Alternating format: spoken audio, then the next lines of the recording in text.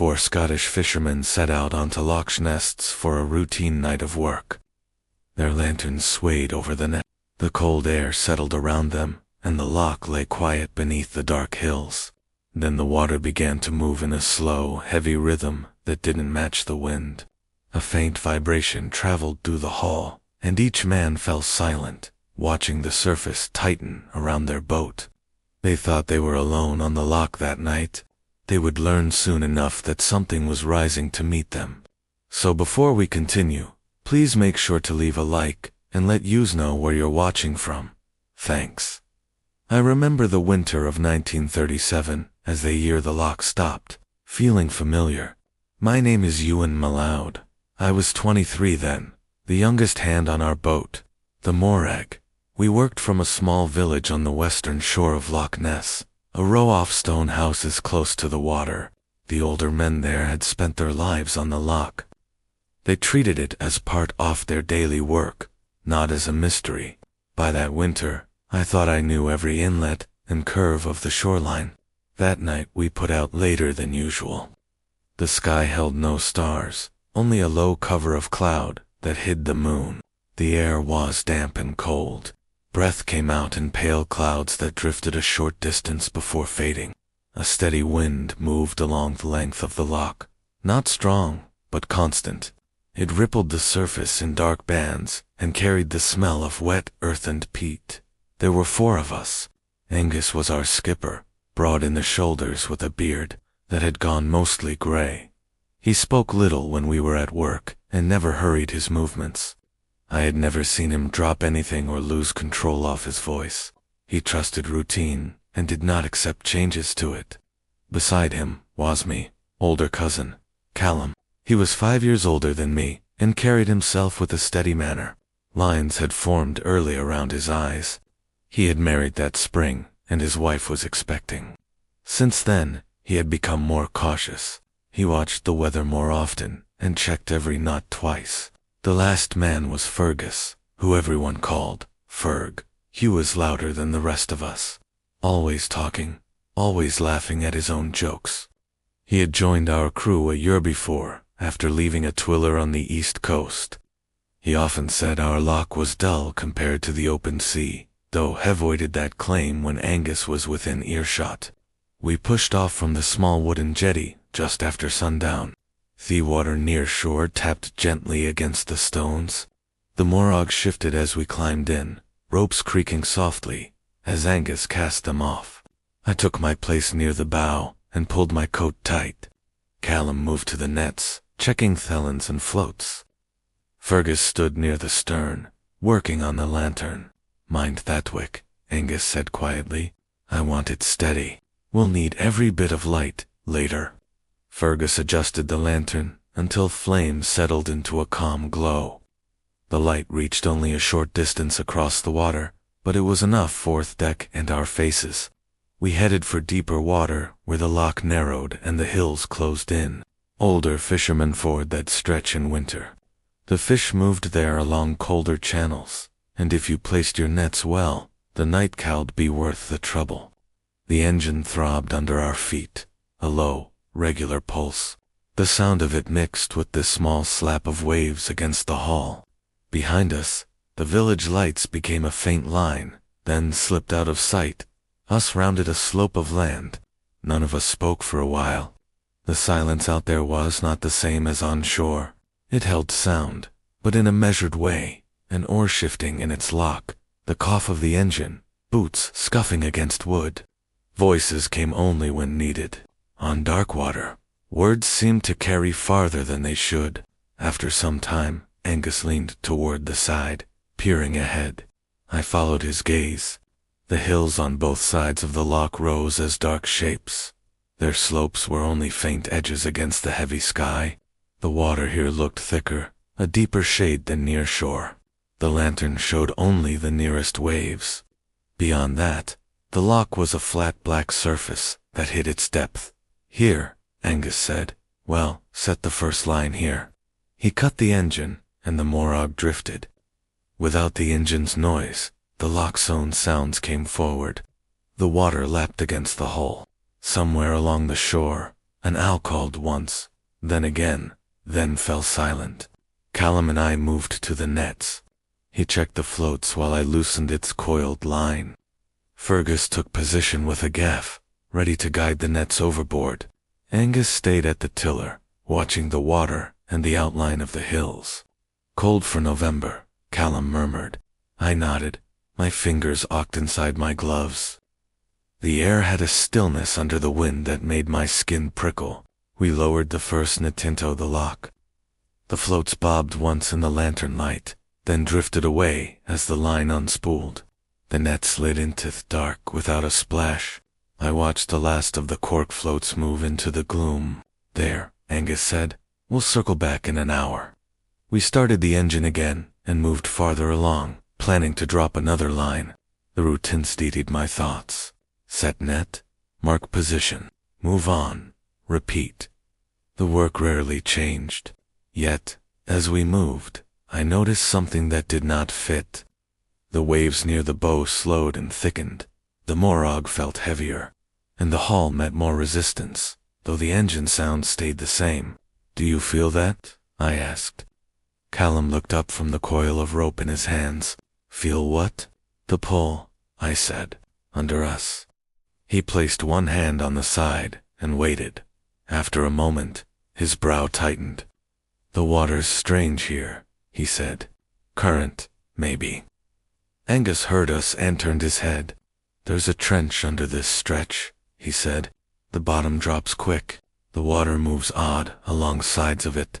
Keep your minds on the nets." His tone did not invite more questions. Still, I saw the way Callum's fingers stayed tense on the rope. We dropped the second net, not far from the first, and marked its position. Fergus joked about how slow the fish would be in such cold, but his voice lacked its usual ease. He kept glancing over the side, his eyes fixed on the shifting water. As we moved on again, the lantern's glow caught a thin mist over surface. It was not the heavy fog we sometimes saw at dawn. This was a low band that clung close to the water ahead of us. When I leaned out, I saw that it stayed near the bow, always just in front of where we were going. Behind us, the surface looked clearer. I said nothing then. It was easy to doubt your own eyes in that darkness. Angus had used it, 2 more nets farther along the trench. By then, the village shore was only a memory behind the black ridge of hillside. The world had narrowed to the boat, the water, and the faint outline of slopes on either side. The sky stayed shut, without a single gap in the cloud. We cut the engine to drift and wait. The quiet pressed in again. The only noise came from the soft slap of small waves and the faint rattle of loose gear on deck. The lantern burned steadily, a dull yellow circle that swallowed our faces and left the rest of the loch untouched. Fergus rubbed his hands together and stamped his feet. "I should have stayed with the East Coast trillers," he said.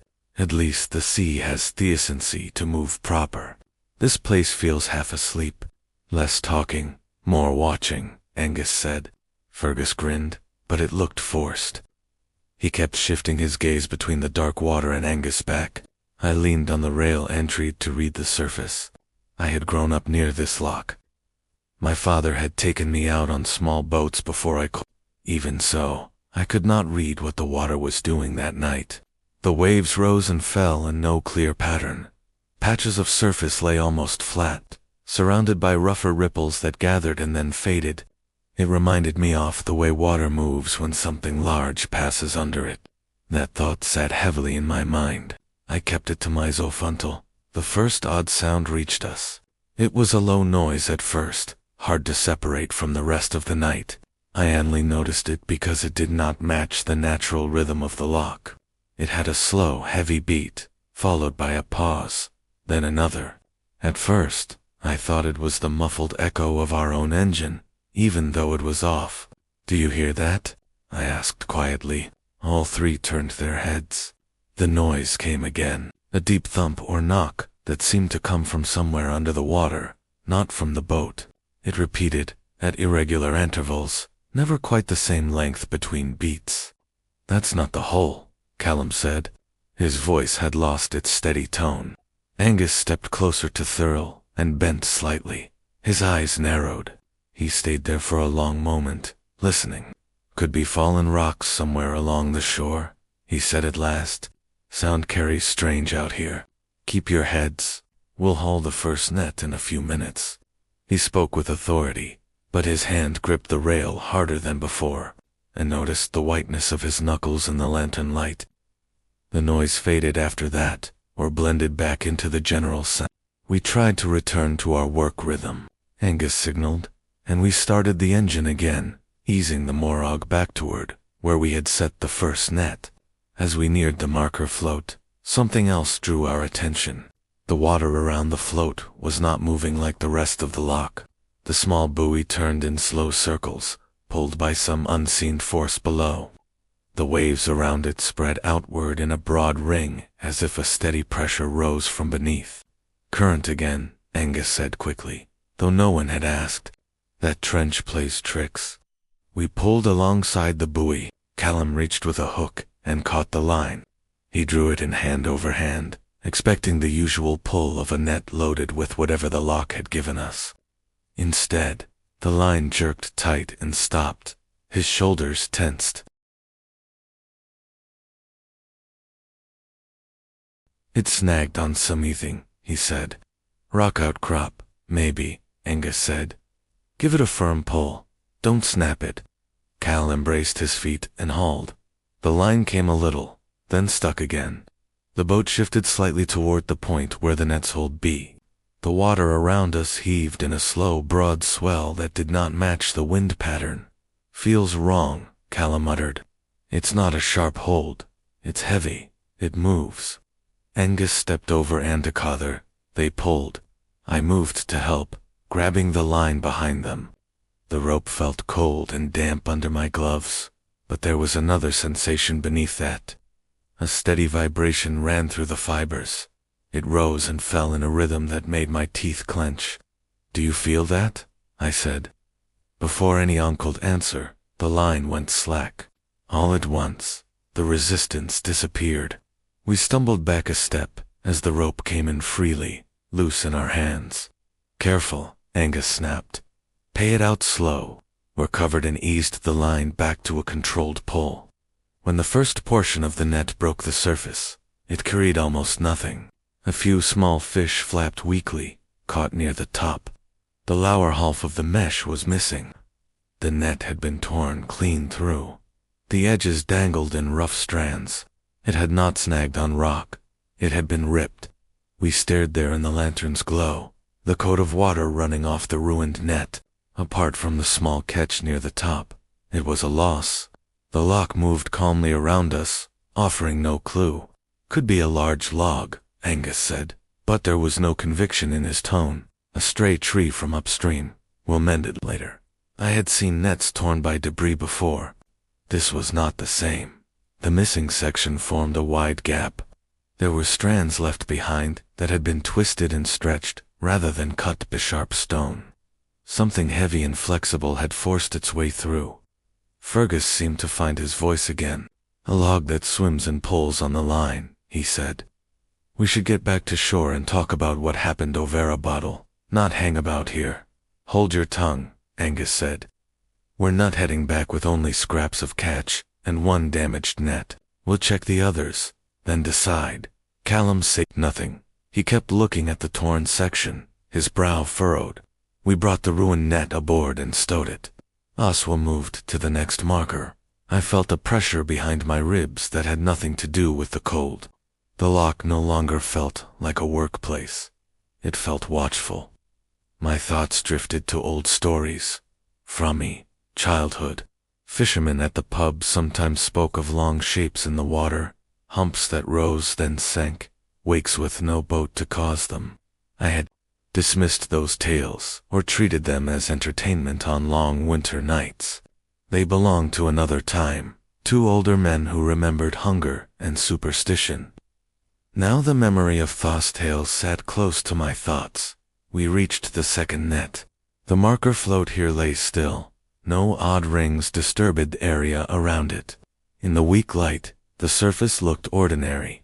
See, Angus said quietly. The first one was a fluke. We'll haul this, and it will be fine. We pulled the second line. The weight felt normal. As the net rose, I saw the usual glint of fish scales in the lantern circle. Relief loosened my shoulders. That reaction irritated me. I had always thought of myself as practical, yet here I was, reassured by a simple, intact net. We emptied the catch into a wooden bin. The fish thudded and flapped. This was what we had come for. We should have felt Still, the damaged net and the strange vibration in the rope stayed in mind, a quiet presence behind each thought. We'll check the next two, Angus said. If the same trouble shows we go in, I won't have anyone say I risked Morag. Needless. The concession surprised me. It also told me that Angus had taken the torn net far more seriously than his words had suggested. We started the engine again and turned along the trench.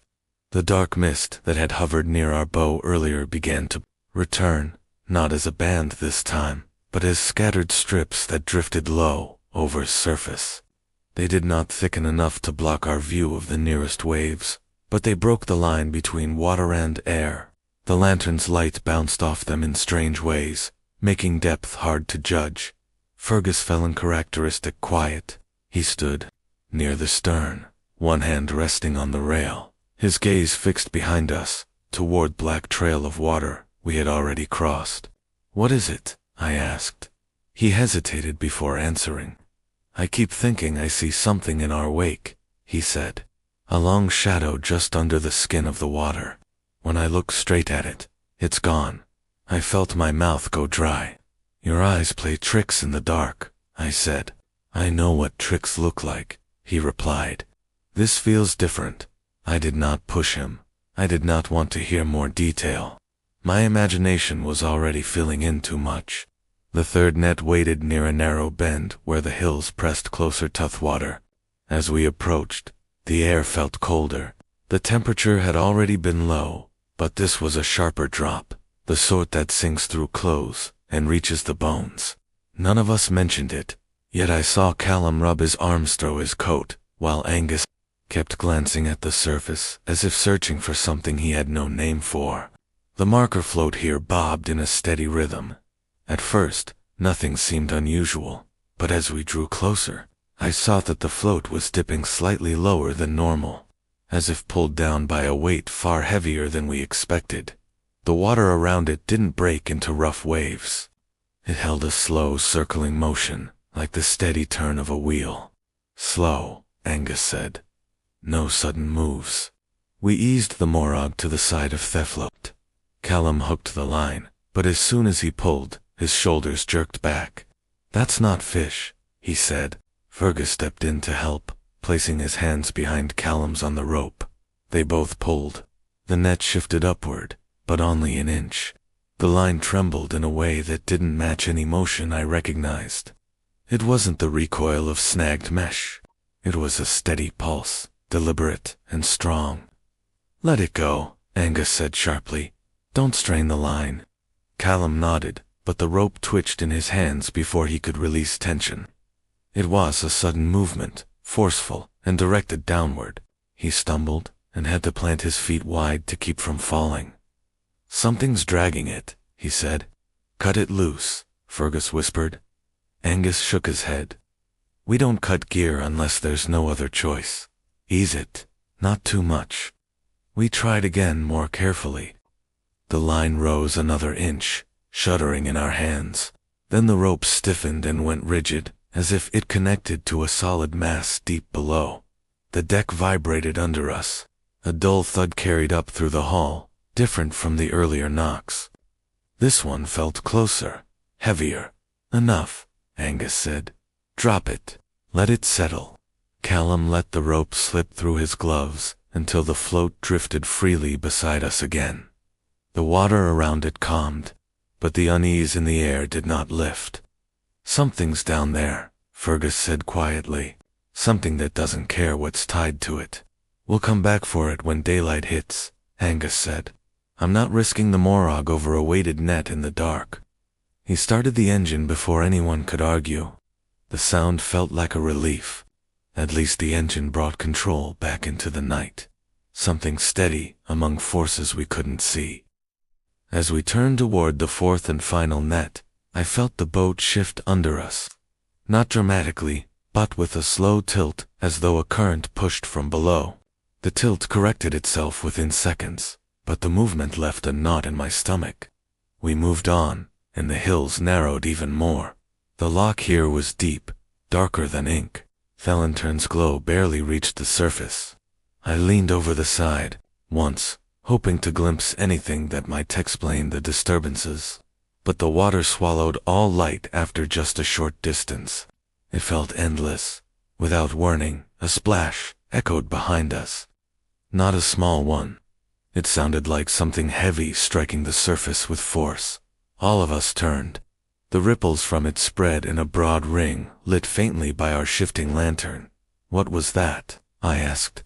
"No reason to think it's anything unusual," Angus said, though his voice betrayed him. He scanned the water behind us for too long.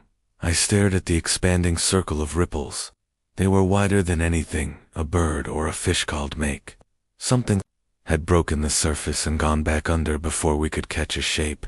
Fergus moved closer to me. "I know this loch," he said, in a low voice meant only for me.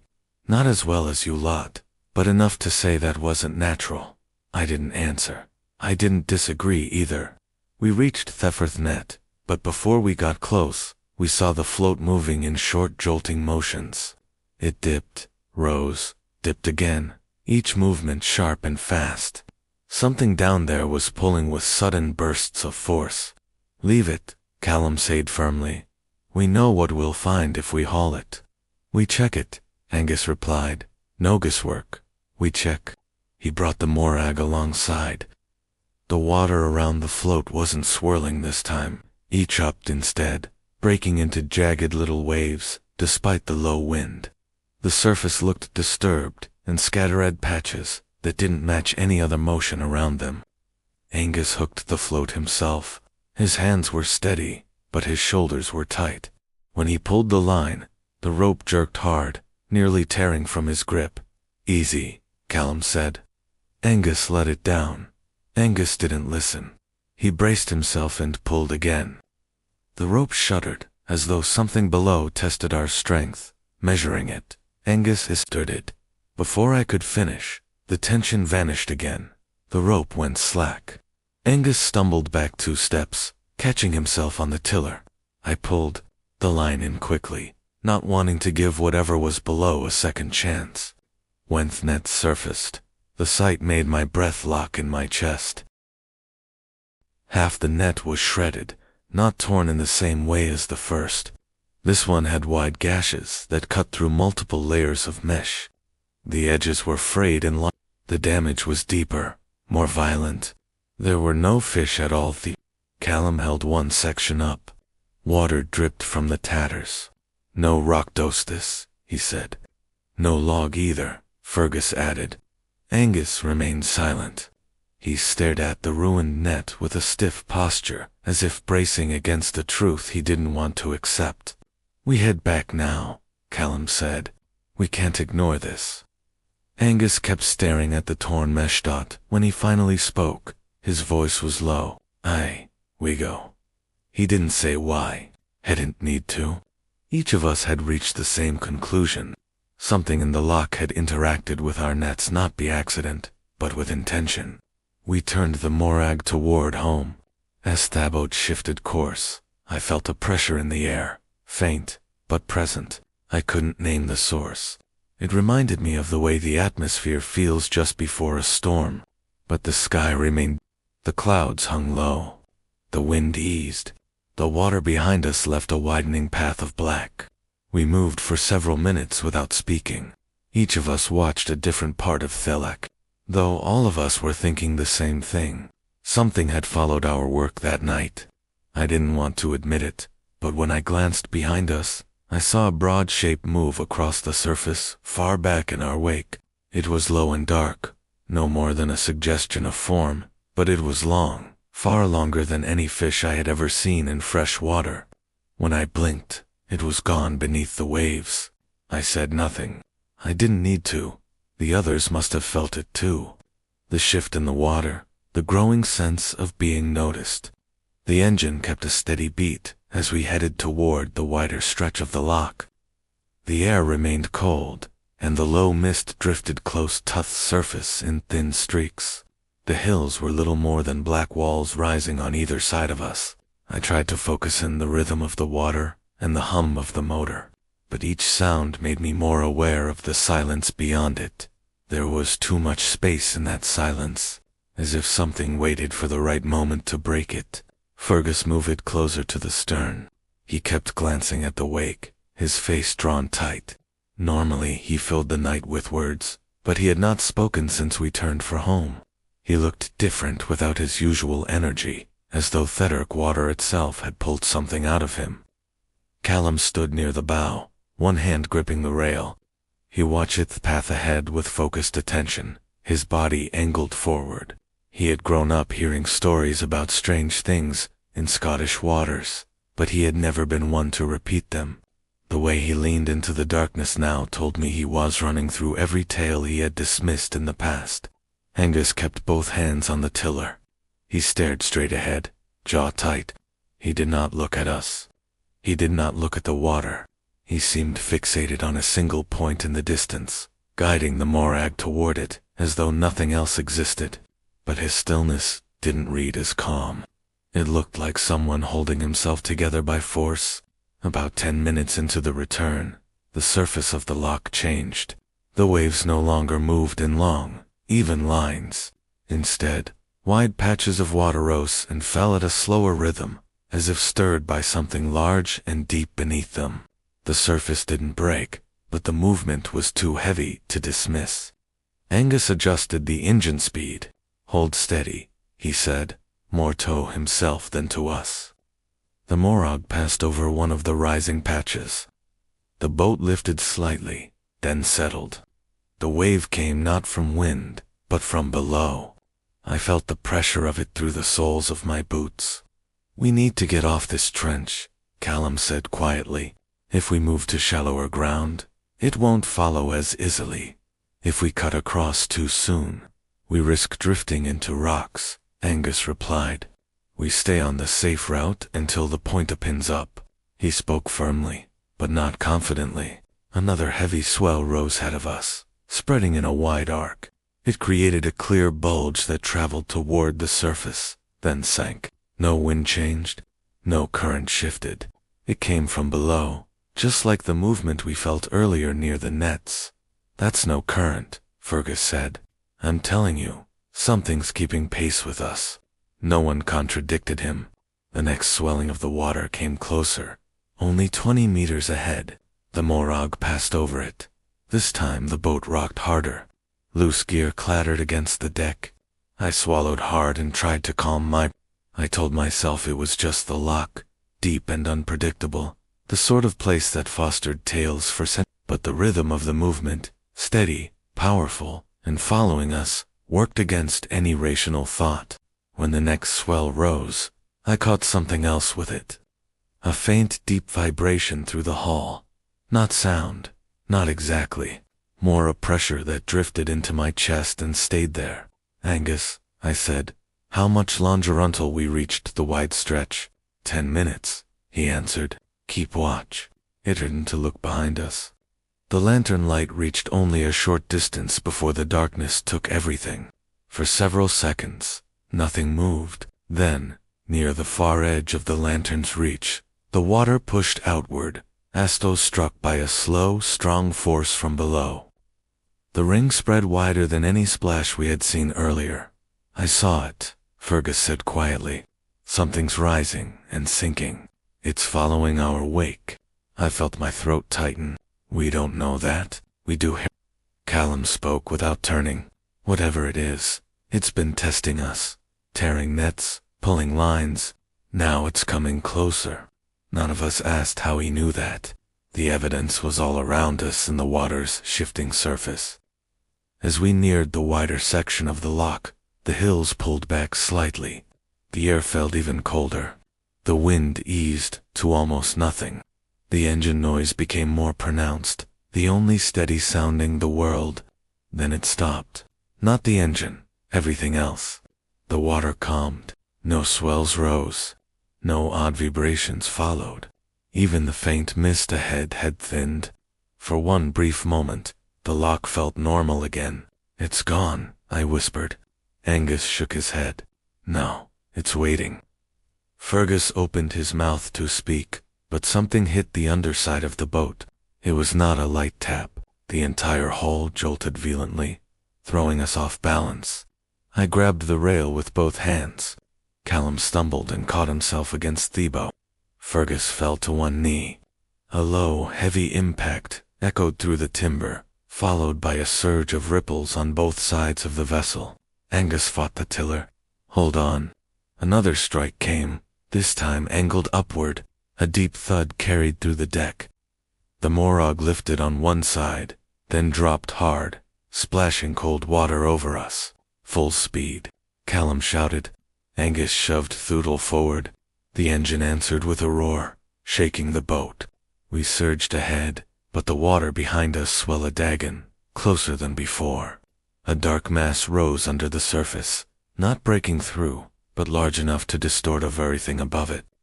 I gripped the rail. My pulse pounded. "Angus, it's coming up." "It won't catch us in open stretch," Angus said, shouting over the motor. "Stay on your feet." But he was wrong. A long shape broke the surface behind us. Only for a second, but enough for all of us to see. A dark mound rose, smooth, and a section of neck or body reached upward, then sank again. The wake it created traveled fast, pushing toward. Fergus gasped. "That's no log." The next surge of water reached the stern, lifting it for a moment. The Morag strained forward, engine whining under the load. The force behind us wasterman. Callum looked at me, his face pale in the lantern light. "It's following our speed." "That's no animal, Ichno." I didn't answer. I couldn't. My voice had vanished somewhere between fear and disbelief. The creature, whatever it was, had surfaced briefly, enough to reveal a portion of its form, but most of it remained under the water, moving with purpose. The next time it surfaced, it would be closer. The next time it might come fully out of the loch. "Angus," I said, forced to raise my voice. "We can't outrun something that lives in this depth." His jaw tightened, but he didn't turn. "Then we pray it decides we're not worth the effort." But the creature did not seem to be losing interest. The water bulged again behind us. This time it did not sink right away. The bulge behind us rose higher than before. A long shape moved beneath the surface, pushing the water upward in a slow arc that kept gaining height. The creature stayed just below, close enough that the lantern reflected off the smooth, dark skin passing under the waves. We could not see its full body, but we knew it was far larger than anything that belonged to fresh water. Angus tightened his grip in the tiller. "Hold steady. Don't shift your weight." The order barely mattered. None of us could move even if we wanted to. I stood with my hands locked on the rail, unable to look away from the rising arc of water behind us. A narrow section of neck broke through the surface. It rose only a short distance, but the sight froze every thought in my head. The skin was dark and smooth. Water slid off it in thin lines. A small head followed, pushing upward just enough for us to make out its shape. The head was rounded with a blunt snout and dark eyes that did not reflect any light. They absorbed it instead, giving the creature an expression that felt empty and in. The neck held there for only 2 or 3 seconds, then dropped back down. The wake it left rolled toward us in a wide, heavy swell. Fergus backed away from the stern until he hit the steps leading to the cabin hatch. "It saw us," he said. "It looked straight at us." No one argued. We had all seen it. Callum stepped beside Angus, not taking control, but bracing him. "Keep speed steady."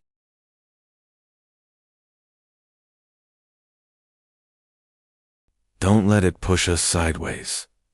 Angus nodded, jaw clenched tight. "If it strikes the hull again, move to center. No one goes overboard." The idea of falling into that water sent a bolt of fear through me. I could handle storms, cold, and rough seas, but falling into water with that creature beneath us felt like certain death. The next surface movement came not behind us, but off to the port side. A long dark hump rose above the waterline, moving at a slight angle toward our path. The hump shifted with deliberate control. It held its position, pacing us. "That's part of its back," Callum said. "It's guiding us." I didn't want to believe that. I didn't want to believe it had intention. But creature kept pace with us, adjusting its angle in small, subtle movements.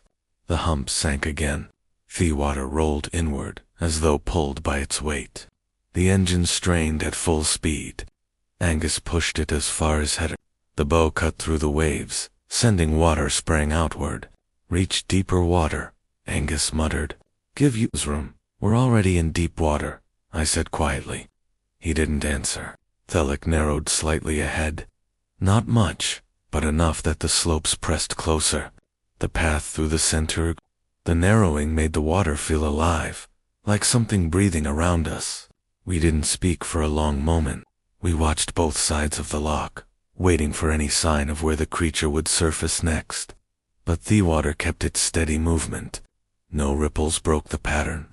Then the boat slowed. It didn't stop entirely. The Morag still pushed forward, but the engine's strain grew louder. The boat dipped slightly at the stern, as if held back by a force below. Angus widened his stance. "That shouldn't be possible. There are no nets down, nothing to snag. Check the rudder line." Callum didn't move.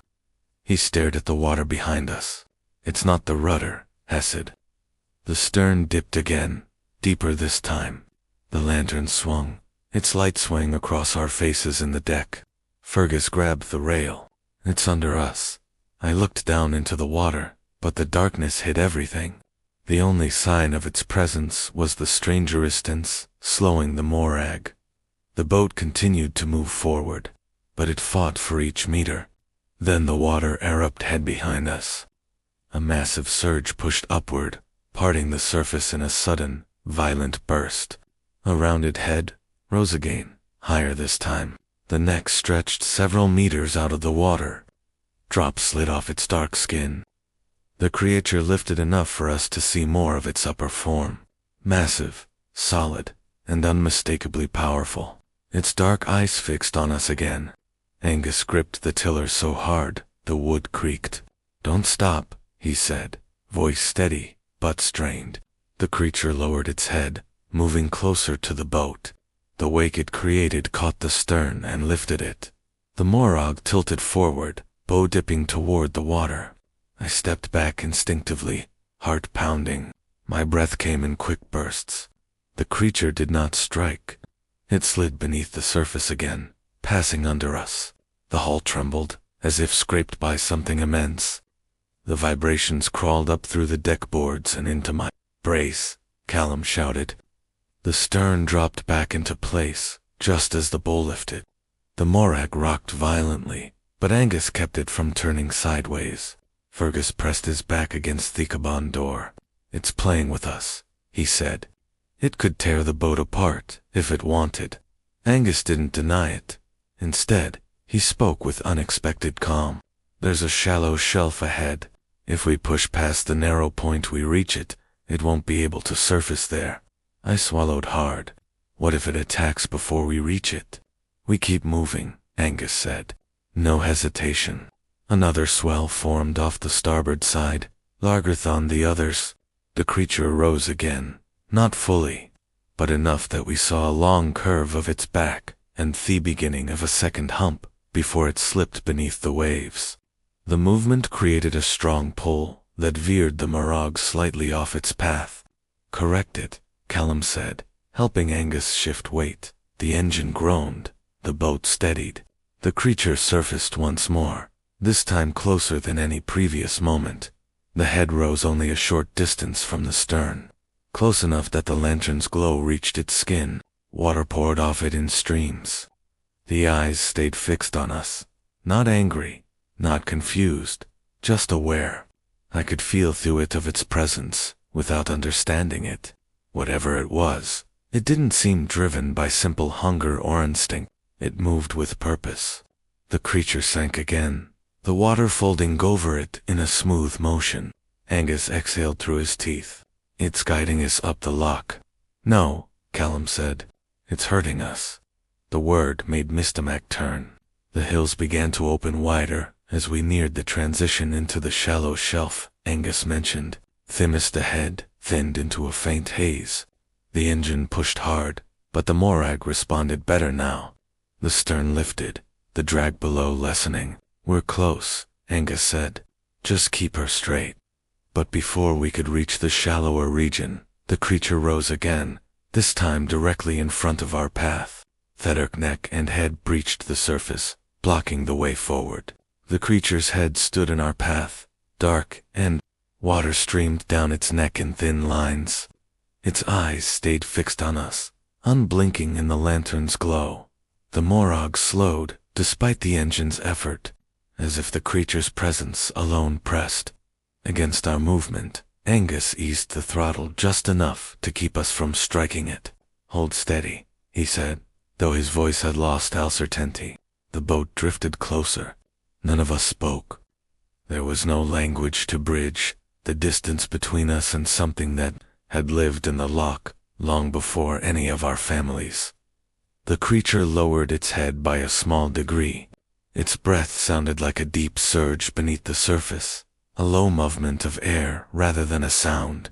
Then, just as slowly, it sank back under the water. Its long neck vanished last, sliding beneath the surface in one controlled motion. The water calmed for a moment. The path ahead reopened. Angus took the chance. Go, he said, pushing the throttle forward again. Now. The Morag surged ahead, passing the spot where the creature had been only seconds earlier. I looked down as we crossed it. The depth was absolute black. Anything might have been below us, matching our speed without showing itself. The hills opened wider as we entered the broader stretch of the loch.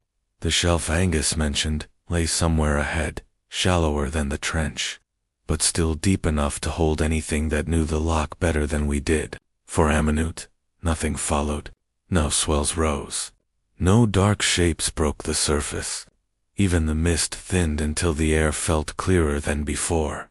Fergus let out a shaky breath. Is it gone? No, Callum said. It's waiting for us to relax. Angus glanced over his shoulder, eyes on the loch. All of you. I watched the wake trail behind us, expecting to see the creature's head rise again, but the water stayed calm. The waves were small and natural now. The silence grew heavier. Minutes passed. The Morag made good speed through the wider part of Theodoric. The fear that had tightened my chest began to shift, not easing, but turning into an expectation, waiting forth next sign. I turned to look at the starboard side, scanning the surface for any disturbance. That was when I saw it. Farther out, near the edge of the lantern's fading reach, a long dark shape moved parallel to us. Not fast, not breaking the surface, just gliding. Its outline shifted in and out of the faint ripples, along back, a suggestion off, a second ridge behind it. It stayed completely silent. It's still with us, I said quietly. Callum didn't look at him. He kept his eyes ahead. Of course it is. Angus held his jaw tight and kept Morag moving. We could not outpace something that moved through this loch as if born from it. We could only hope I'd lost interest. That hope faded when the creature's shadow shifted direction. It angled inward toward us. Angus, I said, it's closing in. He didn't answer. He braced himself and adjusted the tiller. The shadow gained speed. Therapals around it spread outward. It cut toward our path with a silent, controlled line. The water behind it rose in a faint swell. Fergus stepped back from the rail. It's going to hit us. Callum stayed at the bow, posture tight, reddito brace for another strike. Hold center when it does, he said.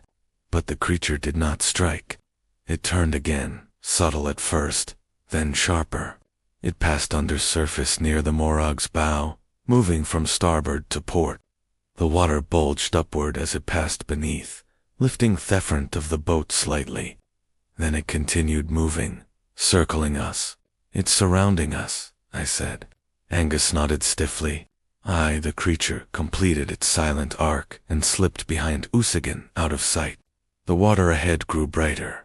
A faint line of pale reflections stretched across the loch, the first change we'd seen in the sky all night. The cloud shade shifted just enough to let a thin seam of moonlight through. It wasn't strong, but it was enough to reveal the shape of the hills in sharper outlines. We're nearing the shallows, Angus said. Hold steady. The Morag pushed forward. My hands ached from gripping the rail too tightly. Callum moved 1 foot back to correct his balance as the boat rocked. Fergus stood close to the cabin door, ready to brace if the creature struck again. We waited for another surface movement. We waited to see its head break the water once more, but nothing happened. 5 minutes passed. The loch remained calm. We might be clear, Callum said, though he didn't sound convinced. We're not clear, Angus. Not until shore. The water behind us stayed undisturbed. The faint moonlight made the surface easier to read. If anything large followed, we would see it now. We saw nothing. Maybe it retreated to deeper ground, Fergus said, voice thin.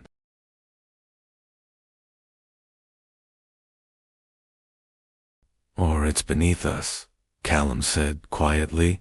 A chill went through me. I looked over the side again, but the water kept its secrets. The engine hummed at a steady speed. The mist ahead pulled back in long strands. The loch widened more, giving us space, almost through. For a moment, it felt like we might make it. Then the Morag lurched violently to one side. The strike didn't come from below or behind. It slammed into our starboard side, hard and abrupt. The rail smashed against my ribses. I grabbed it to keep from being thrown. The entire boat shifted sideways, almost lifting onto its edge before dropping back with a heavy splash. Fergus crashed into the cabin door, gasping. Callum hit the deck with one knee, then forced himself upright. Angus nearly lost the tiller, but managed to hold it. What was that? Ish. Another impact answered, this time from port side, a heavy driving force. The boat rocked again, harder than before. It's ramming us, Callum said. It wants us off balance. Angus fought the tiller. Brace, lean with the boat. A third strike hit the hull low, pushing us toward a slight turn. The engine strained. The Morag resisted, but the creature hit again, correcting its angle like it knew exactly how to manipulate our movement. It was not random. It was controlled. Get to the center? Callum shouted. Now Fergus, move it first. Stumbling across the deck, I followed, grabbing whatever I could as the boat rocked again. A fourth strike hit, so forceful it lifted the stern. The Morag slammed down onto the water with a deep crack. It's trying to capsize us, I said. No, Callum replied. It's trying to separate us. A final strike hit the bow, louder, sharper, forcing Angus to lose his grip and stumble. The boat veered sharply. The creature surfaced. It rose right at the starboard beam, only a few meters away. The head emerged first, pushing upward in a smooth, controlled motion. The long neck followed. The creature lifted high enough for its entire upper length to break the surface. Water cascaded down its sides. Its dark eyes held us insolence. It made no sound, no roar, no bellow, just watched. The size of it became undeniable in that moment. The lower body remained beneath the surface, unseen, leaving us no sense of scale except for what we could feel. A depth and mass that dwarfed our boat. Angus froze. Callum stood tall, despite the fear in his eyes. Fergus backed away, pressing against the mast as though trying to disappear into it. My breath locked in my chest. The creature lowered its head toward the water, neck bending slightly. It paused there as though deciding something.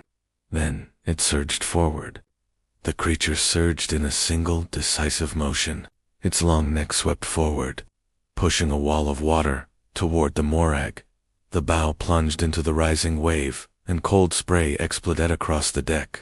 I staggered back, grabbing the nearest handhold, as the lantern swung wildly.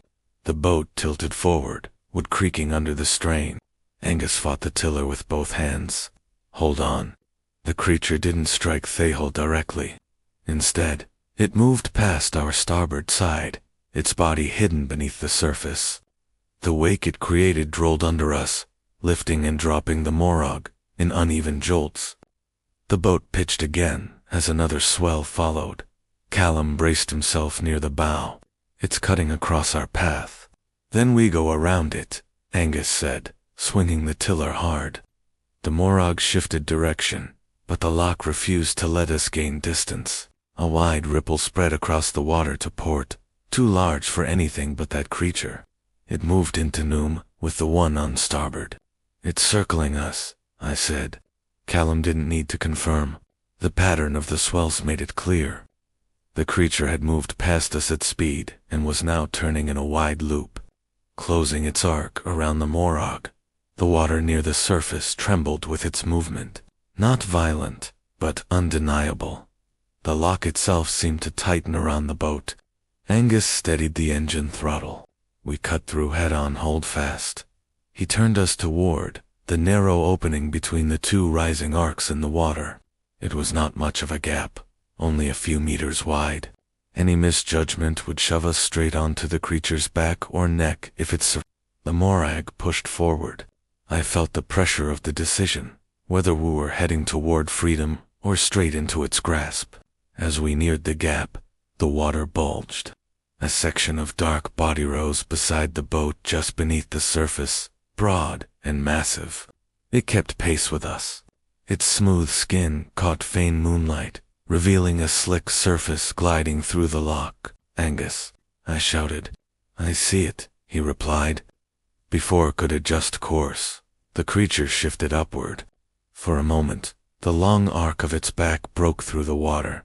The size of it became even clearer. The Morag was no more than a toy against its mass. The creature didn't strike. It sank again, moving in front of us. The swell it created forced Angus to turn sharply. The Morag veered, nearly grazing the creature's submerged form. The hull rattled as the pressure of displacement pushed against us. "It's driving us off course," Callum said, gripping the railing away from the shelf. Angus didn't argue. He didn't heed too. The creature knew exactly how to manipulate the water to steer us where it wanted. We regained slight momentum, but the loch remained restless. Waves rose and fell at odd intervals, each one hinting at the creature's hidden movements. I scanned every patch of water within sight, expecting another sudden breach. Fergus pointed toward the stern. There, I turned in time to see a long, dark, limber neck slide just under the surface behind us. It trailed us at a measured pace, matching our movement with unsettling ease. "It's not letting us leave," I said. Angus kept the engine running hard. "We don't stop. We don't slow. If it wants to turn us again, it'll have to rise to do it." Callum wiped water from his face. "And then what?" Angus didn't respond. The swell behind us grew taller. It reached the stern, lifting it sharply. The Morag tilted, bow dipping again. Cold water poured across my boots as the surface washed onto the deck. "Balance," Callum shouted. We shifted weight instinctively. Angus corrected the angle with the tiller. The Morag steadied, but the wake pressed close. The creature rose again, this time directly beside us. The long neck pushed up through the surface with a controlled motion. The head lifted, water cascading off its features. Its eye, dark, depthless, turned toward us. The creature drifted parallel to the Morag, not attacking, just watching. Its head moved closer. I stepped back. Fergus pressed his back against the cabin wall, eyes wide. Callum stood firm but tense, his breath sharp. The creature's head lowered slightly, drifting just above water level. Its gaze shifted from one of us to another, then back again. I couldn't read anything in that stare. No anger, no confusion, no fear, just presence. The creature turned its head slowly, then pushed forward again, gliding ahead of us. Its neck sank under the waves until only the final curve remained, then thought to vanish. We watched the water settle. "What is it doing?" I asked. "Guiding us," Callum said again, "or forcing us where it wants." Angus pushed the throttle farther. "We follow no creature. We go home," the loch disagreed. As soon as we passed the place where the creature submerged, the water rose again in a long ridge across our path. It wasn't a physical barrier, but a swell created deliberately by the creature's movement. The morag hit eastward, jarring everyone aboard. The ridge forced us to slow. The next swell angled us slightly to the right. Another swell met us on the left, preventing correction. "It's funneling us," I said. "Holding us in this section," Angus growled under his breath. The tiller rattled in his grip. I will not have my boat commanded by anything. But the creature wasn't finished. The water behind us rippled, a large hump surface brief, smooth, dark, unmistakable. It slipped back under before we could react.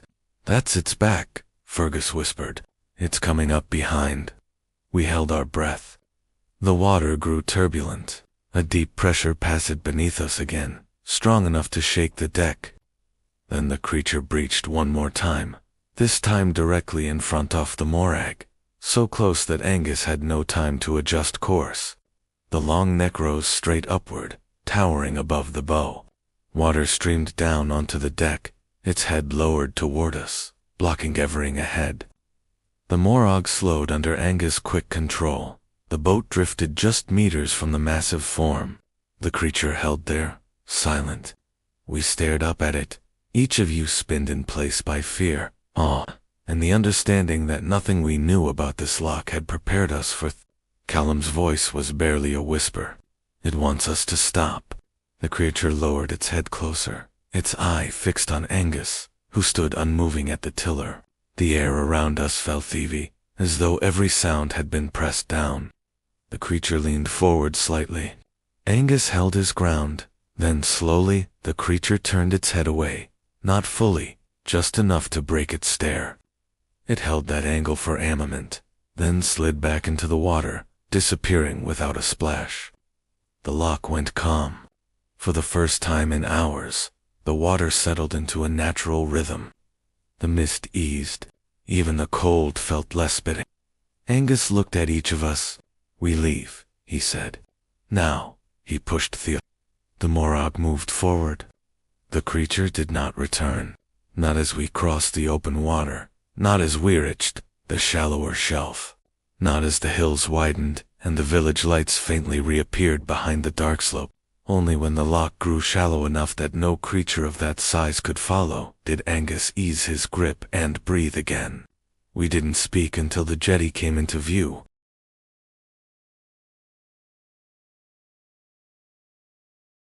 Only then did Callum tornado me. "We saw it," he said plainly. "All of us." "We did," I replied.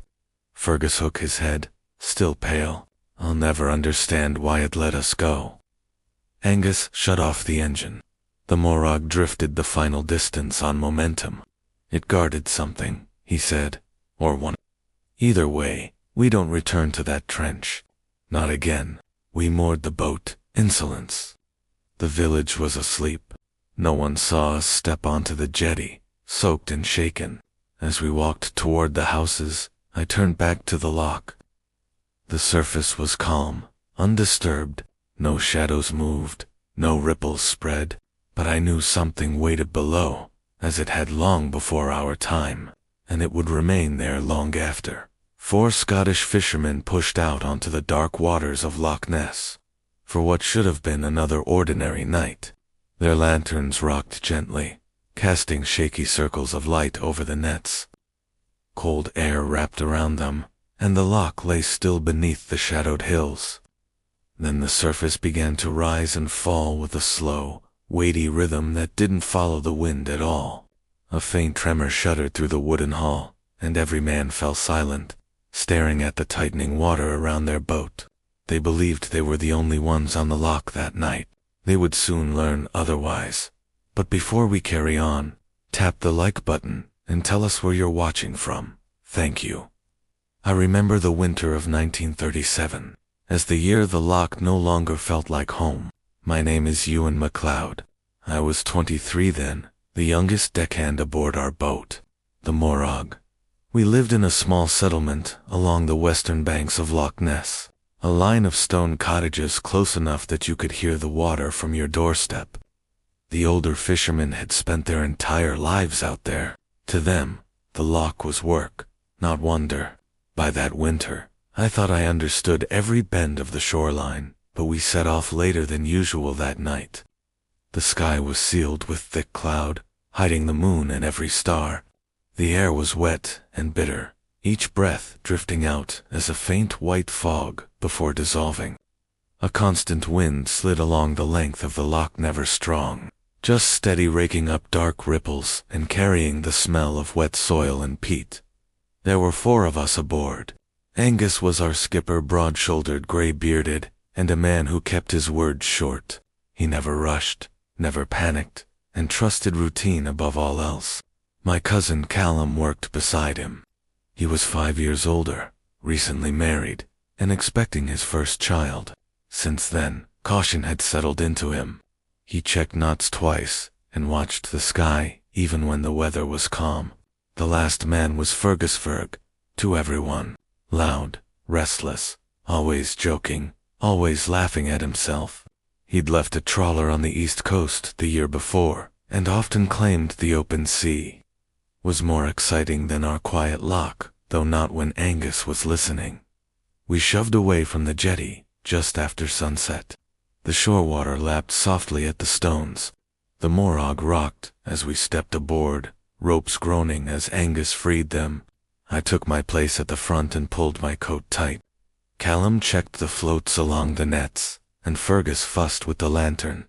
"Keep that wick right," Angus muttered. "We need steady light tonight." Fergus adjusted it until the flame hummed in a calm, golden glow. We steered toward deeper water where the loch narrowed and the hills leaned inward. Old fishermen preferred that stretch in winter. The fish followed cold channels there, and a well-placed net could make the long night worthwhile.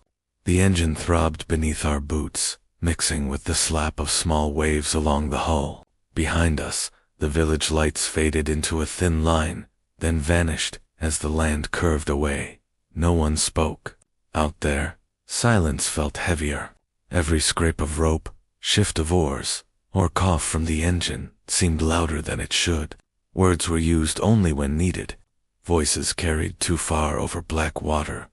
Angus leaned toward the rail, studying the darkness ahead. The hills rose in dim shapes, barely outlined against the clouded sky. The water looked deeper here, thick, almost oily. The lantern reached only a few yards. Beyond that was nothing but a black sheet, hiding who knows what beneath. "Here," Angus said finally. "First line goes down." He cut the engine, and the Morag drifted. With the motor silent, the loch's own sound slipped in, the gentle tap of water on wood, a distant owl calling twice, then nothing. Callum and I set to work on the nets. He checked the floats. I loosened the coiled rope. Fergus stood ready with the gaff. Angus watched the dark water like he was waiting for it to answer a question. "Cold night for November," Callum muttered. I nodded. My fingers burned inside my gloves. The air felt wrong still beneath the wind, as if something held its breath under the surface. We lowered the first net. The floats dipped once in the lantern glow, then drifted away. The rest of the net sank silently into darkness. "That'll do," Angus said. "We'll come back in an hour." We restarted the engine and moved on to place the next net. Routine steadied me, set the line, mark the spot, move along. The same steps every winter. Yet something felt different. The bow began pushing through water that felt thicker, heavier. The Morag dragged as if something slowed her from below, though the engine kept its steady hum. "You feel that?" I whispered. Callum placed a hand against the side. His expression tightened. "Water's odd here. Maybe a strange current." Angus heard us. This stretch drops into a deep trench. Water moves peculiar around it. Don't let your heads wander. Still, I saw Callum's grip tighten on the rope. We lowered the second net. Fergus cracked a joke about slow winter fish, but there was no real humor in it. His eyes kept darting to the shifting surface. A thin band of mist appeared over the water, not thick like morning fog, but a low drifting veil that followed the bow. Whenever we moved, it stayed just ahead of us, while the water behind looked clearer. I kept quiet. Darkness plays tricks on the mind. We set 2 more nets farther along. By then, the village might as well have been a dream behind the black walls of hillside. Only the boat, the loch, and those vague shadows of land remained. The engine stopped, and silence wrapped around us again.